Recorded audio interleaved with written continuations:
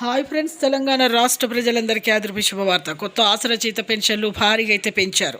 ఇప్పటి వరకు కూడా ఈ నెల ఆ నెలని జరుపుతున్నారు తప్ప నెలలు గడుస్తున్నాయి కానీ ఇప్పటి వరకు కూడా ఇవ్వట్లేదు అనేసి ప్రతి ఒక్కరు అయితే అడుగుతూ ఉన్నారండి. కొత్త పెన్షన్లు కూడా మరి ఎప్పుడు మంజూరు చేస్తారో తెలుసుకునే ముందు లైక్ చేయండి, షేర్ చేయండి, సబ్స్క్రైబ్ చేయండి. పక్కన bell icon all simple button గంట సింబల్తో నేను వేసే లేటెస్ట్ అప్డేట్స్ వీడియోస్ నోటిఫికేషన్స్ మీకు వెంటనే అయితే వస్తాయండి. లేట్ చేయకుండా అయితే వీడియోలోకి అయితే వెళ్ళిపోదాం. ఒక లైక్ మాత్రం మర్చిపోద్దండి. 10 మందికి ఈ వీడియో వెళ్ళాలి, వాళ్ళకు కూడా ఇన్ఫర్మేషన్ అనేది యూజ్ కావాలంటే అందరికీ ఒక లైక్ అయితే చేయండి. అందరైతే లేట్ చేయకుండా అయితే వీడియోలోకి అయితే వెళ్ళిపోదాం. పాత వారికైనా సరే, కొత్త వారికైనా సరే, వృద్ధులకి, వితంతులకి, ఒంటరి మహిళలకు 4,000, వికలాంగులకు 6,000, హెచ్ఐబిడి, చేనేత, మగ్గం కార్మికులకు 4,000, డయాలసిస్ వారికి కూడా 4,000 అండి. ఈ కేవైసీ తప్పనిసరిగా చేసుకోవాలి.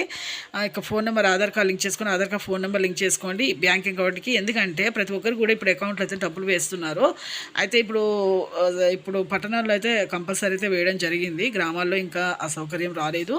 అలాగే ఇప్పుడు 14,000 కోట్ల రూపాయలు అయితే విడుదలైతే చేశారు, కానీ అమౌంట్ అనేది సరిపోతలేదు.